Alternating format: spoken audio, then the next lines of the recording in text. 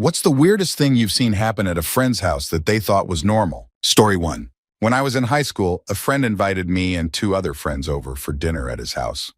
His mom served homemade bean soup, which was really good. Toward the end of the main course, she brought out chocolate cake for dessert. She cut each of us a slice and put it right into our bowls, which still had about an inch of soup in them. We exchanged puzzled glances, but since the family dug right in, it seemed like chocolate cake soaked in bean soup was normal for them. Story 2. This happened when I was around 6. I needed to use the bathroom at a friend's house, and he led me to his parents' bathroom. The place was filled with stuff, boxes, magazines, even an inflatable pool. You could barely get in there. He pulled out a drawer from a cabinet by the entryway and said to pee in there. I thought he was joking until he did it himself. I couldn't argue with that, so I did the same. Then he shut the drawer, and we went back to playing Ninja Turtles. I have no idea what happened to that drawer or the house. Story 3. His mom was walking around the house, giving out a list of chores while we were doing homework at the coffee table. She was a single mom, working multiple jobs. My friend and his siblings didn't even react, but the moment she saw me, a new face, sitting there in shock, she quickly ducked into another room, put on her shirt, and came out with a carton of Oreos from a secret stash. She was pretty silent after that, probably worried I'd tell my parents. But honestly, we just cared about getting some cookies. Story 4. One of the first times I met my husband's family, I was invited to their house. My husband gestured for me to sit down and make myself comfortable. The house was very cluttered, not quite like a hoarder's, but close. They had a couple of couches facing each other, along with some other chairs. Not knowing the rules, I sat on one of the couches, which had a lot of stuffed teddy bears on it. There were probably 30 small to medium-sized stuffed bears on this couch. My husband's mom and brother both visibly reacted, as if I had damaged the bears. That's when I was told that the couch was for the bears only, and no one was allowed to sit on it. Each bear even had a beaded necklace with its name on it to tell them apart, because they were all the same brand and style. Story 5. I went to a friend's house when I was a kid. We were sitting at the dining table for lunch when the house phone rang. Suddenly everyone, including the mom and dad, dropped to the floor, leaving me sitting there confused. The dad then told me that I had to answer the phone. So I picked it up and said, "Hello, Johnson's house."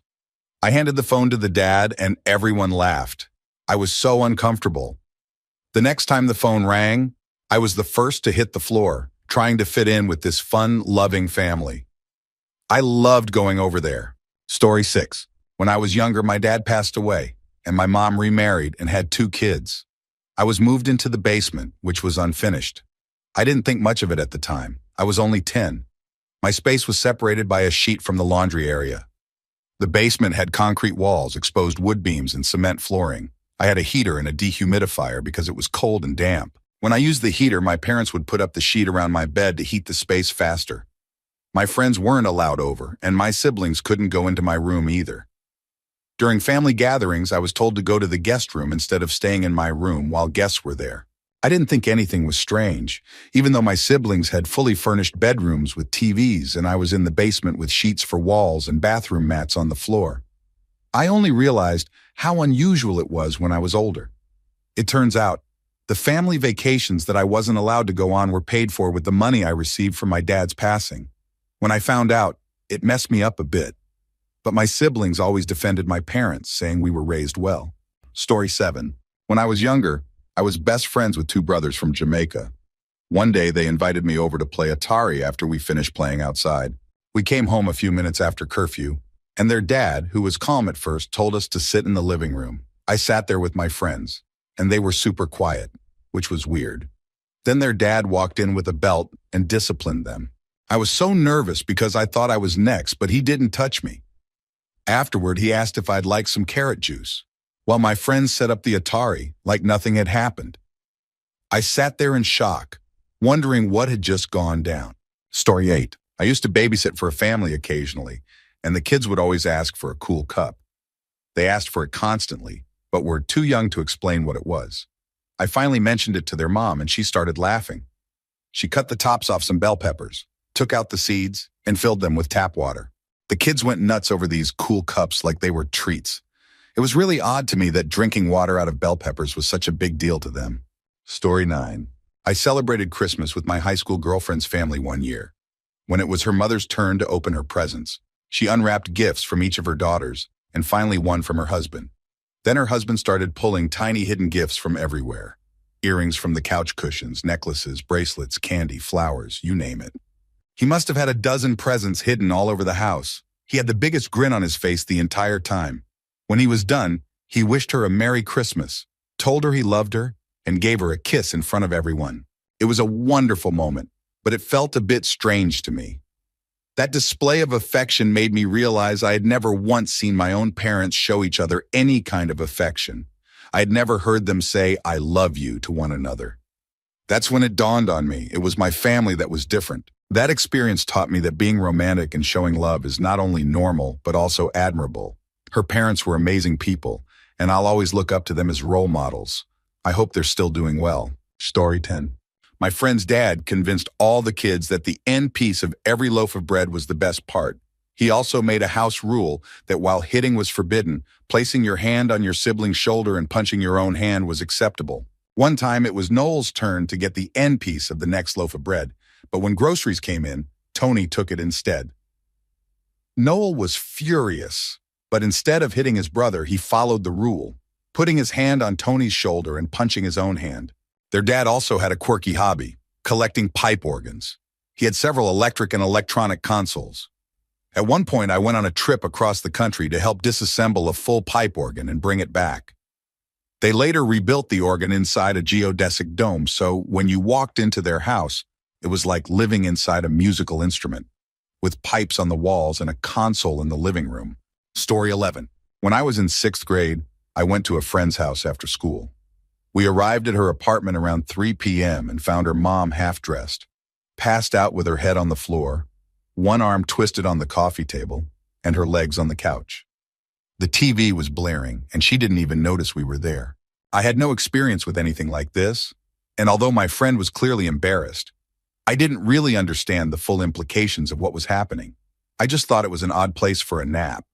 Later, I casually mentioned it to my parents, asking if they'd ever let me nap on the couch and watch TV too. Bless my parents for understanding the situation immediately, but not making a big deal of it or embarrassing my friend. That was the last time I stayed at her house, though. After that, all our sleepovers were at my place, but I didn't realize the change for a couple of years. Looking back, I think my friend appreciated it. We're still friends today, and she's doing great. She's even a doctor. Unfortunately, her mom still struggles with the same issues, but my friend has really thrived despite it all. Story 12. Not at my friend's house, but we were 15-year-olds and went for a walk to her mom's friend's house to get her some cigarettes. We walked into the house, and the 2-year-old was covering themselves in margarine.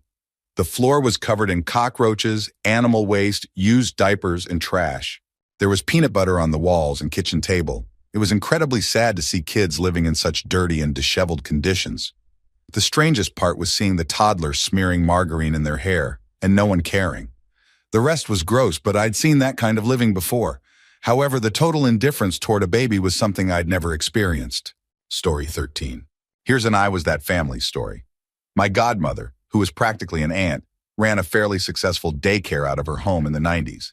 She was a first-generation immigrant to the U.S., whose parents came to the New England area from Ireland. My 2 younger brothers and I spent a lot of time at her home, and I was generally the oldest child there.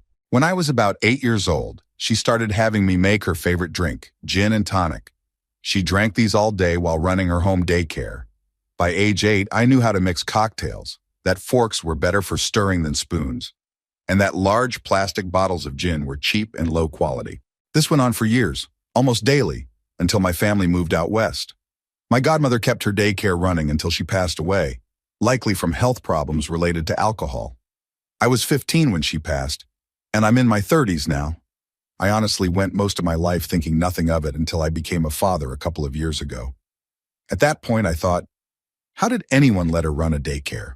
Side note, I drink, but would consider myself a moderate drinker.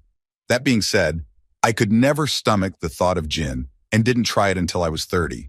This was because I once licked my finger early in my daycare bartending career. After a couple of drops of gin splashed on my hand, that low-quality gin was the worst thing I'd ever tasted, and I couldn't understand how my godmother enjoyed it so much. Story 14.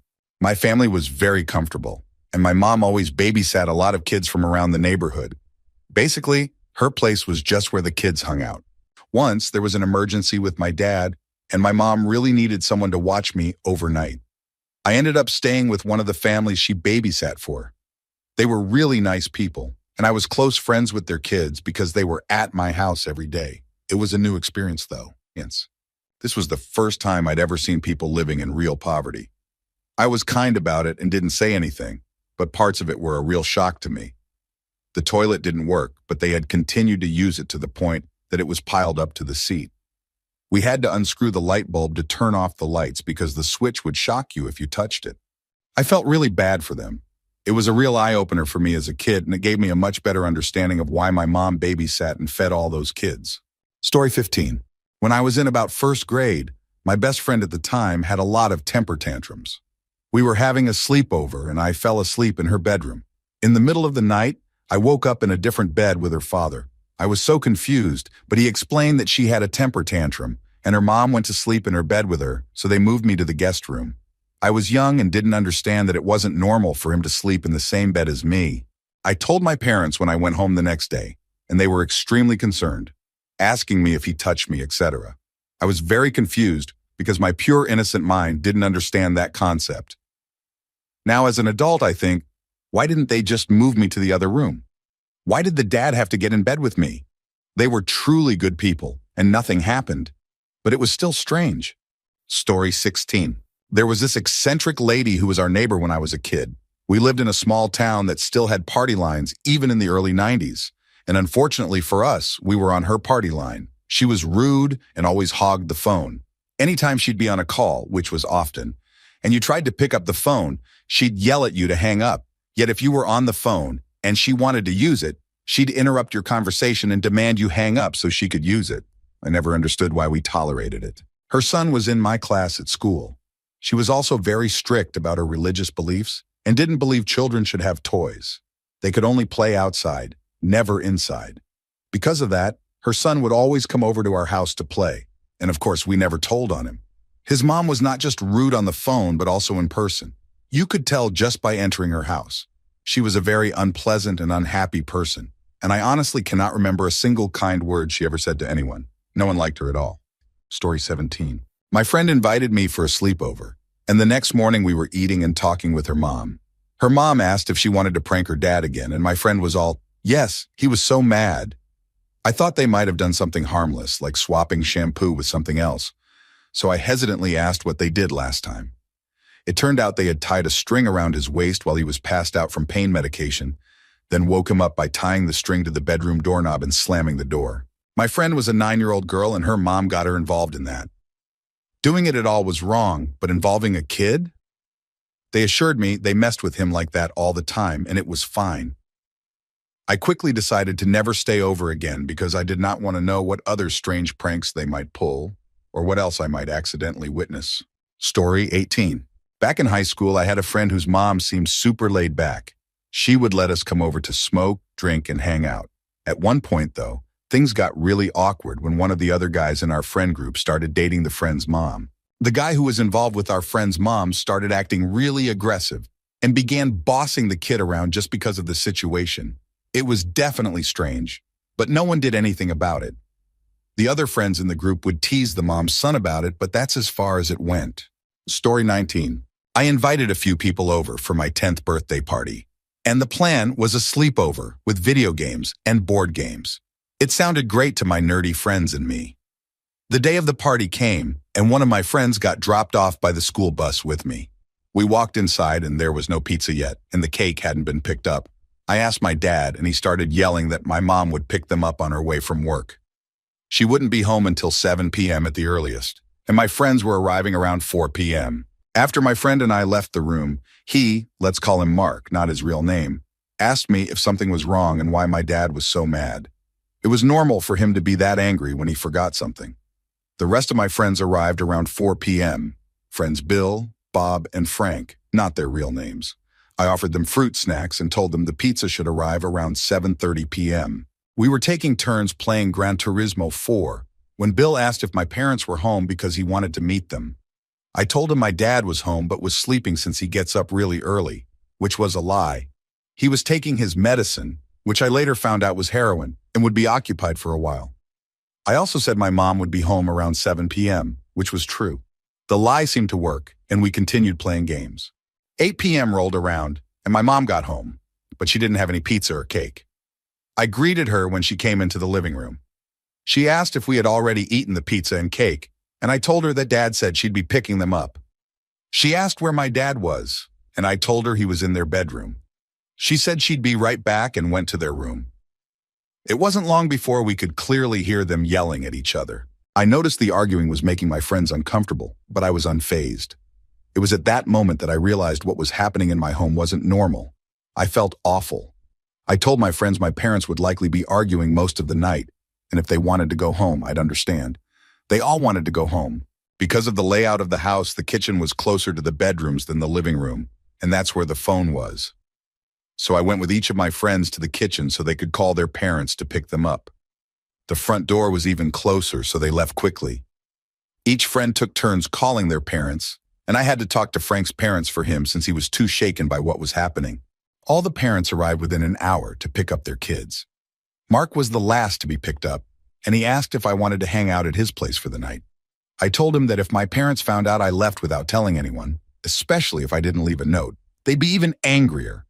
I also explained that I couldn't leave a note saying where I was going because I didn't want his family to get dragged into it. We hugged, and he left. My parents stopped yelling around 11 p.m. when my dad left, shouting about going to his friend's place for the weekend. I was reading a book in the living room when my mom walked in and saw that everything was put away and all my friends were gone. She asked where they went, and I'll never forget the pain in her eyes when I told her that they each called their parents and went home. For the longest time, I thought all of this was normal. I thought everyone's parents argued endlessly. I thought everyone had a parent they had to lie for. I thought everyone's parents lied to them constantly. I thought it was normal for parents to get angry at their kids for no reason. I thought everyone always looked for exits upon entering a new place. I thought everyone knew how to act without being noticed. I thought everyone knew how to act under pressure. I haven't celebrated a birthday since then. I don't even try.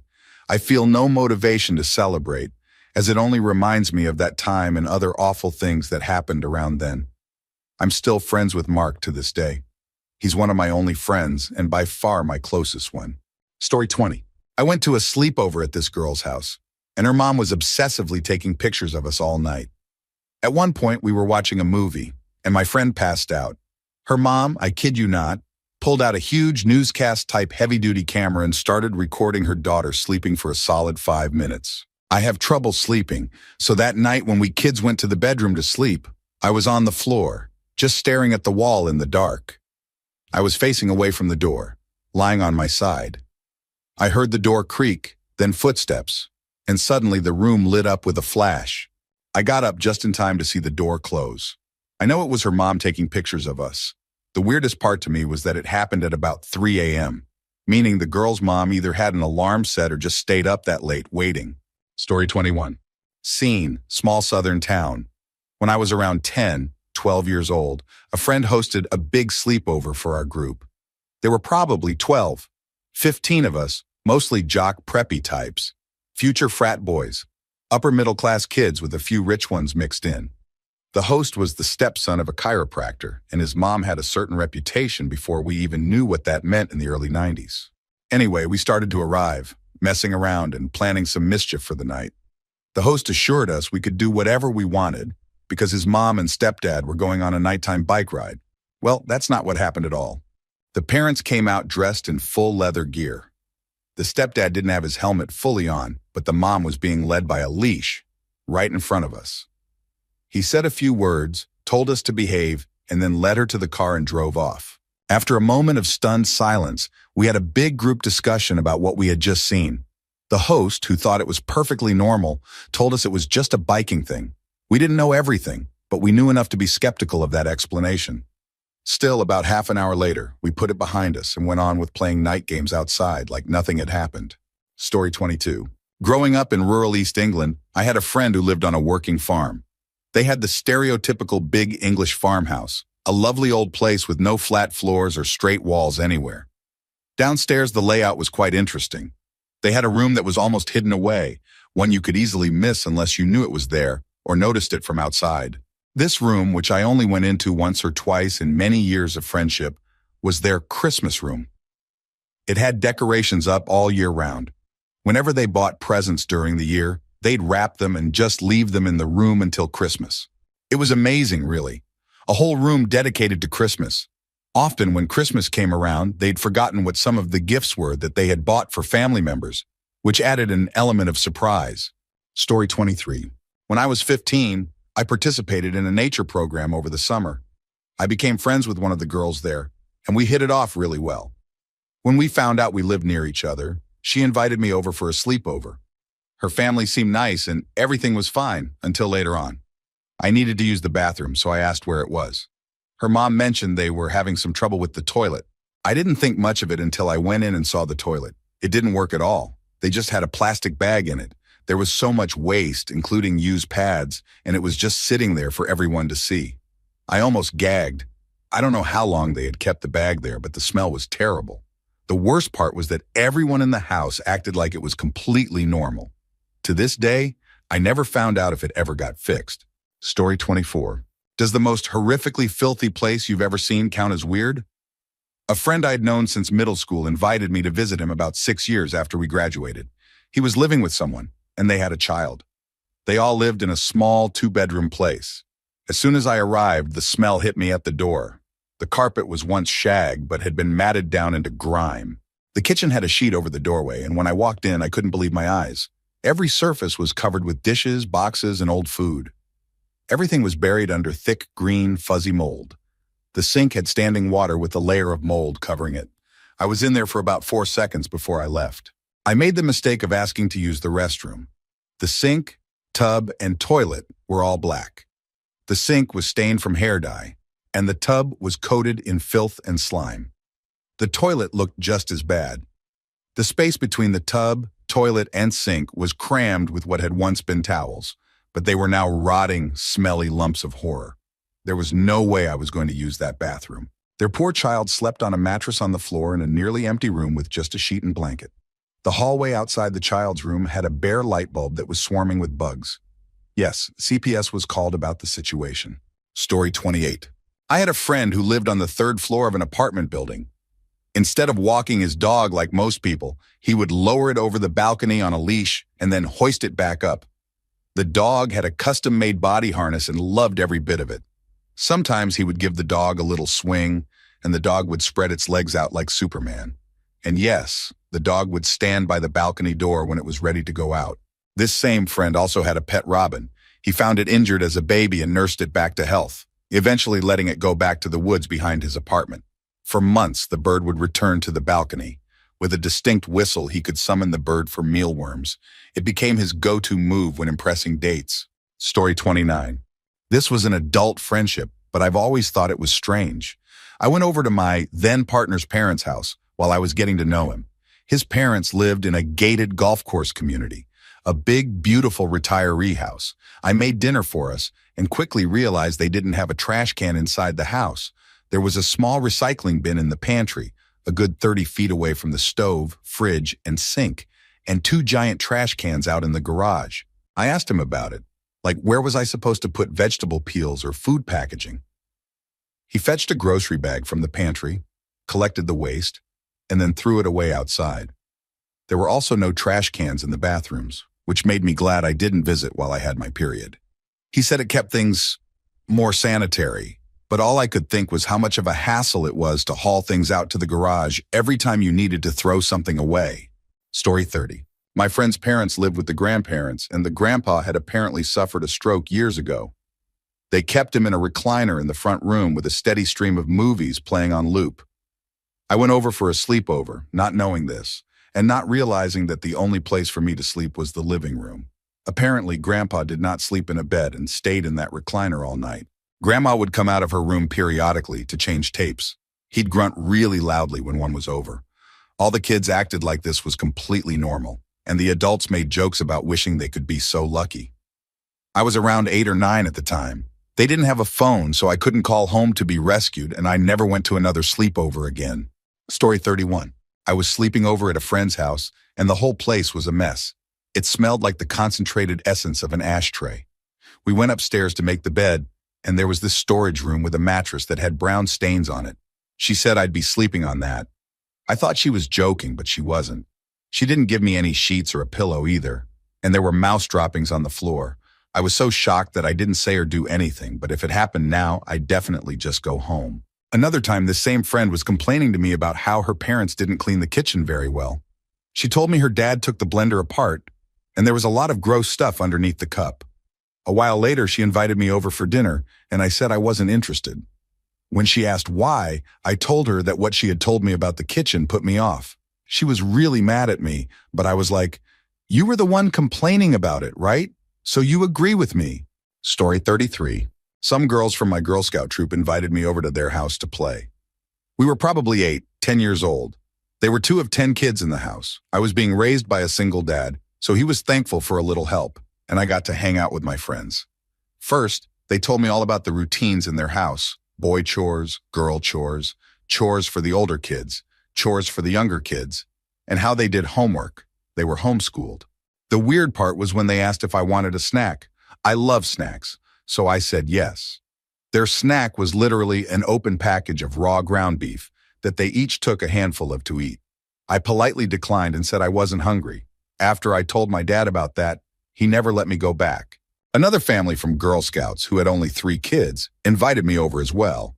We had a lot of fun playing Where in the World is Carmen Sandiego? But for dinner, they served spaghetti and drank milk with it. I was really grossed out by that combination, and I told my dad I didn't want to eat with them again. He said I wasn't allowed to play with them anymore anyway because they lived on a farm and their mom refused to vaccinate them. This was in rural Michigan in the early 90s. Story 34. I stayed at a friend's place for the night when we were 16. His family was a little odd with their mannerisms, but one event stands out more than others. My buddy and I had eaten a lot of pizza, and he ended up feeling really bloated from all the pizza and soda. I was fine, but he started getting bad stomach aches. Next thing I know, he's stuck in the bathroom calling out for his mom. She comes in, and he tells her his stomach hurts. She opens the bathroom door, walks in, and starts rubbing his belly while he's dealing with the effects of being bloated. She's whispering calming words to him while he's letting it all out. His mom made small comments about how brave he was for getting through it, while he sat there groaning and thanking her. This went on for about 10 minutes. I was in the nearby laundry room, just staring into my hands, feeling like I was way too deep in some what the heck moment. When he finished, his mom left, and he walked into the laundry room like nothing happened. So I did what any normal person would. I acted like nothing happened too, because addressing that was way too weird for me. This was probably the strangest family interaction I've ever witnessed. Story 35. When I was a teenager, my friend had a dog that would eat its own waste, and there are other dogs as well. The dog's fur around its mouth was stained brown from all the waste it had eaten. After its little snack, it would run into the house, and their mom would pick up the dog, say something like, "My precious baby," and kiss it on the mouth while the dog licked her lips. I would nearly gag watching this. I mentioned to my friends how weird and gross it was, but neither of them thought anything about it. They and their whole family knew the dog ate waste regularly. One of the brothers even said, "A dog's mouth is cleaner than a human's mouth." Maybe so, but I'm sure that doesn't apply to a dog that just finished dining on poop. To this day, I can't understand how they thought it was normal to kiss that dog on the mouth. Story 36. I was the only Asian kid in my neighborhood in Detroit. A white friend invited me over to his house, and when I arrived, I started to take off my shoes. He said, "What are you doing? Come on in." I stepped inside with my shoes on, which didn't shock me too much, since my parents and TV shows had already shown me that wearing shoes indoors was common in America. But the big surprise came when my friend invited me to his bedroom and then jumped into his bed with his shoes still on. He then pulled me to his sister's room, and there she was, playing in her bed with her shoes on too. I was floored by the whole shoes in bed thing. I still think about it to this day. No offense to people who do this, but it struck me as really strange. To be fair, it's not as bad as people who go barefoot on airplanes and walk into the bathroom. I've heard even flight attendants can't handle that. Story 37. I was meeting my boyfriend's parents for the first time. He had told me they didn't get along, but everything seemed okay until the morning of the second day. We were all getting ready to go out somewhere outdoorsy in the winter. His dad was already dressed and waiting in the foyer, wearing a winter hat with a pom-pom on top. I was standing on the stairs with my boyfriend and his mom, and she was chatting with me warmly. Then, out of nowhere, the dad made a mild comment about us leaving soon. Suddenly, the mom, who had been speaking to me in a normal tone, turned to her husband and shrieked at him at the top of her lungs.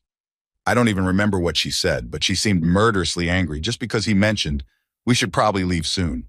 The dad's pom-pom shook a little, but he said nothing in response. She turned back to me and rolled her eyes, trying to get me to side with her, as if her husband had done something horribly wrong. I just smiled nervously. Everyone went back to normal after that, as if she hadn't just exploded. I can't imagine how difficult that man's life must have been. Story 38. This is more about something a friend's family didn't do. I had a newer friend in grade 4, and we had hung out a few times. When summer break came around, we got to spend the whole day together doing fun stuff. It came to dinner time, and we had already talked about having a sleepover, so I assumed I was staying the night. But when dinner time came, her mom asked me to call my mom to pick me up. I was confused and asked my friend about it. She said I would go home for dinner and then come back for the sleepover. It felt strange to go home just to eat and then return. Maybe they weren't financially stable, but it was definitely odd. At my house, we always fed my friends dinner and breakfast if they stayed over. I ended up going home for dinner, but I didn't go back after that. Story 39. This wasn't a friend, but a date I went on shortly after I came out. The guy lived in a house on an Air Force base with an engaged couple. One of the guys in the couple was just berating his fiancée. Hardcore emotional abuse. The guy I was on a date with said, "He's like this when he's drunk, just don't say anything." After about 10 minutes, I'd had enough and called the guy out. He started throwing insults at me, but I just shrugged them off and dismissed him. I told my date I wanted to leave, but since I'd been drinking, I was stuck staying the night. It was awkward, and I wasn't in the mood for anything romantic. I woke up, said goodbye, and never saw them again. Story 40. For me, it was the reverse. What my friend saw at my house. My friend, let's call him D, often hung out with me after school. One day, when we were about 9, he wanted to spend the night. Our parents both said it was fine. My mom called us for dinner, and D jumped up, looking really eager. I figured he must have been really hungry.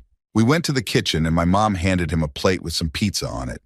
As D turned to sit down, he stumbled and dropped the plate, breaking it. He immediately turned pale and started crying, apologizing over and over, begging us to forgive him. My mom, a little surprised, said, "Oh, don't worry, we'll get you some more." She kept glancing at my dad, and once D sat down, my mom asked my sister to eat in the living room. My parents realized what was happening before I did. Later, we found out that D's dad had been abusing him whenever his mom wasn't around. His dad was good at hiding it, which is why D spent more time at my house than I ever did at his. Story 41. I had a friend with a big family, 6 kids, all with names starting with S. Everyone was super nice, and the father was like the ultimate fun-loving BBQ dad. He wasn't reckless, but he was always in a let's have fun mood. Picture a guy in 80s muscle pants, ready to cannonball into the pool at any moment, with a beer helmet on. Every Halloween, he'd set up a massive display with custom-made figures stuffed with hay. He had about 20 of them creeping around his yard, house, and roof. He'd work on them between playing quarterback and neighborhood street football games.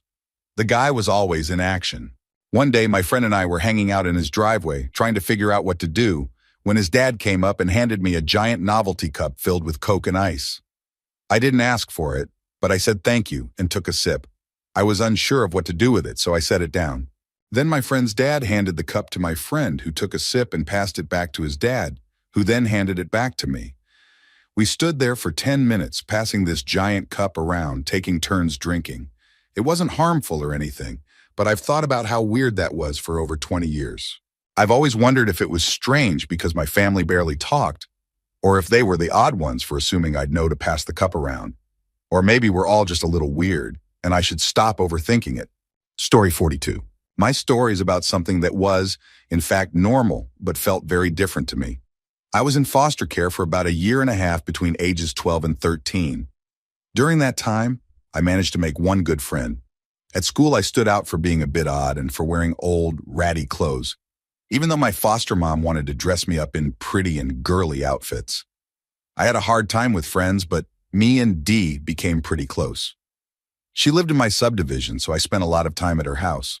The first time I went over, her parents and older brother were home, and they were so nice.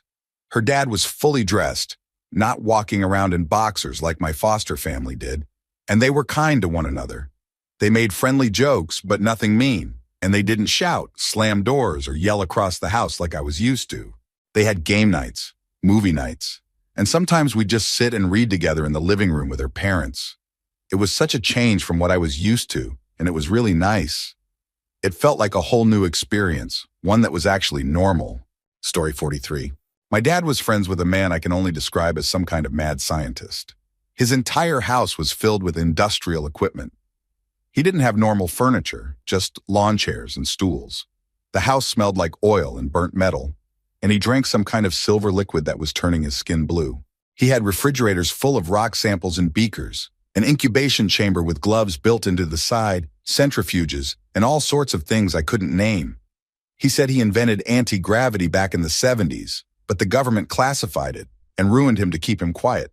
He claimed he had even been nominated for a Nobel Prize before they took everything from him. I think he was a material scientist.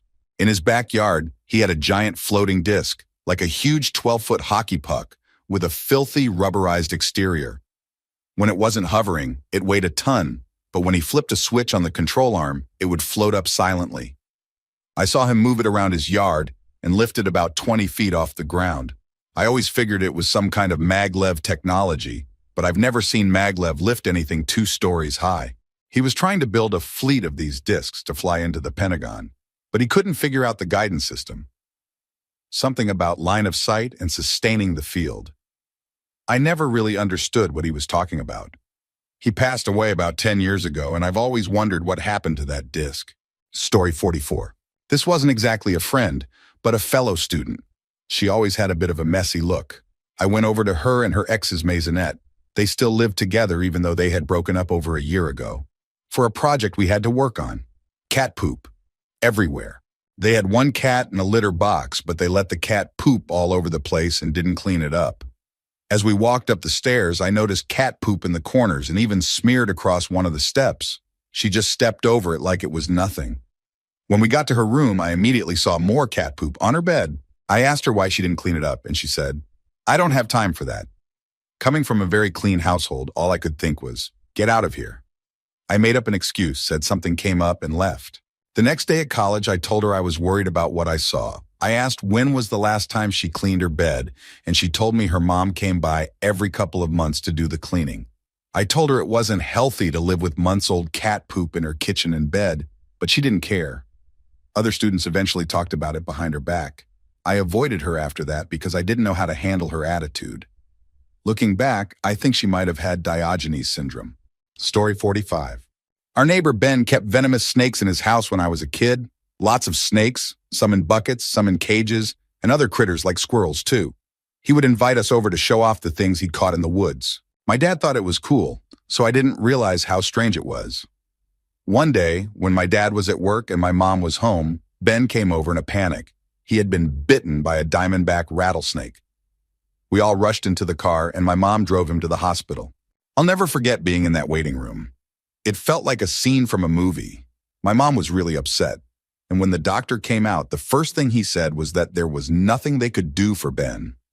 My mom went into hysterics until the doctor explained that Ben had been bitten so many times in the past that his body had developed natural anti-venom. He didn't need any treatment. He was fine. Story 46. In 4th grade, the new weird girl in our class invited me to a sleepover in her fancy neighborhood. Coming from a lower middle-class family and being a decently nice kid, I decided to go. While she was giving me a tour of her house, I noticed her bedroom was massive compared to her parents' room, so I asked about it. And she said that since she was an only child, her parents gave her the master bedroom so she could have a big space for her toys. Okay, that made sense. Her room was filled with all kinds of toys. We played with Barbies for a while and then went downstairs while her mom finished dinner. I complimented her mom on how nice their house was and how cool it was that their daughter had such a big room. Her mom casually mentioned that her daughter had thrown a huge tantrum and demanded to switch bedrooms, and they gave in after she made such a fuss. Red flag number 1 noted. Then it was dinner time. Her parents and I sat down at the table, but my new friend ate from a dog bowl on the floor. Confused, I asked some questions. Apparently, she only ate Dinty Moore beef stew at home because her parents refused to buy actual dog food, but she would only eat it from a dog bowl on the floor.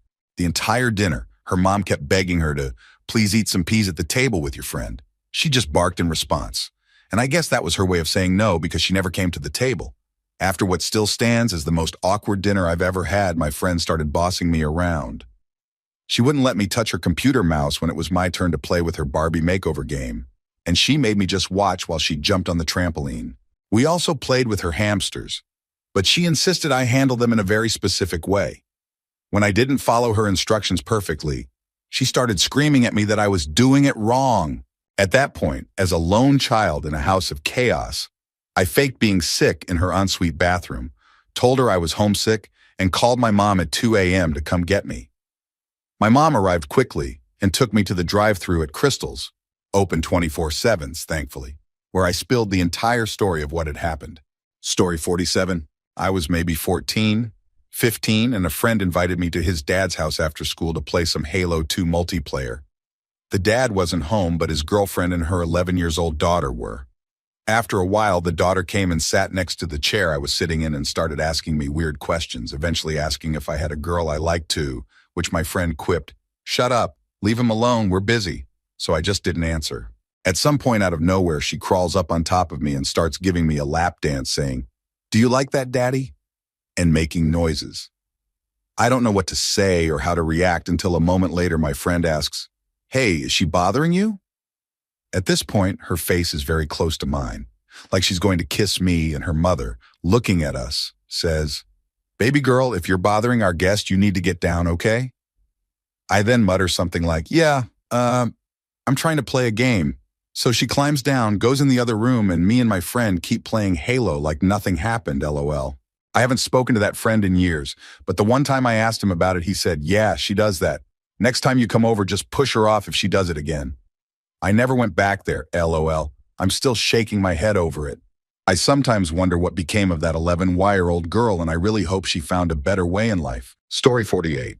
My friend's dad used to smoke in the bathroom, and he'd spend hours in there, which was tough because it was the only bathroom in the apartment. One time he came flying out of there looking super concerned. I was sitting on the couch with one arm on the side and the other on the back of the couch. He rushed toward me and asked, "Lupo, did I step on your hand?" He was dead serious and really worried about it. I just looked at my hands and said, "Nah, you didn't." I joked, "That would have been wild if you had, though." Later that night, he asked us if we had any mushrooms or acid. We obliged since it was his place, and we were selling out of there anyway. He was always drinking coffee brandy and smoking. That night, he smoked some weed with us and sat on an ottoman by the window. For some reason, he leaned back and fell right through the window, taking the curtains down with him. I think the curtains saved him from getting cut since he wasn't wearing a shirt. It was an upstairs apartment, but he landed on the front porch balcony, so it wasn't a huge fall. He was always on some wild stuff, though. He'd come out of the bathroom asking if his hair was on fire or if there were snakes on the back porch. We lived in the middle of town, no snakes for miles, and the back porch was upstairs. I'd be thinking, how do you think snakes could even get up there? I have so many stories about that guy. He used to be really successful before going to prison. He owned a nightclub and sold to some famous people. He had a weekly gig selling 3 giant bags of stuff every week to the same buyer and even had a limo. Then, after prison and his crack days, he moved up to Northern California, got clean, and started eating organic. He raised chickens, grew a garden, and now has dreads down to his knees. You'd never guess he used to live that wild life. Story 49. There was a girl in high school who openly liked me, but I wasn't attracted to her. We had a lot of classes together, so avoiding her was pretty much impossible. She was nice enough, just extremely quirky. One day, she invited me over to hang out at her house. Being young and not wanting to hurt anyone's feelings, I agreed. Everything seemed normal at first. We were just talking in the living room when her younger sister, who I had never met before, she was about 10 years old, walked up to us with a strange, wide-eyed look. She didn't say anything, just stood there. Then out of nowhere, she let out one of the loudest farts I'd ever heard. I was in shock. Normally, I probably would have laughed, but the girl who had invited me over didn't react at all. She was literally in the middle of talking and didn't even acknowledge her sister or what had just happened. Her sister walked off and she kept talking like nothing happened. I couldn't process it. It wasn't just the fart. It was the fact that no one even acknowledged it. I went from finding it hilarious to being seriously weirded out. I politely made my exit as quickly as I could. Story 50. When I was in high school, I spent the night at a friend's house. I was a big midnight snacker back then, so I got up in the middle of the night to find something to eat. I turned on the kitchen light, and to my horror, there were roaches everywhere. Thousands of them crawling all over the dishes from dinner. I was so grossed out that I immediately turned off the light and went back to bed, but I didn't sleep the rest of the night, afraid they'd crawl on me. In the morning, I casually mentioned it to my friend, and he just said, "Yeah, we don't go into the kitchen at night," like it was completely normal. Needless to say, I never went back. As much as my mom used to complain that our house was a mess, it was nothing compared to this. I suddenly understood why she made such a big deal about cleaning, and I've been a neat freak ever since. I absolutely refuse to live with bugs of any kind in my house now. If I even see one or evidence of one, I go into full extermination mode with foggers in every room. Just the thought of that experience still grosses me out today.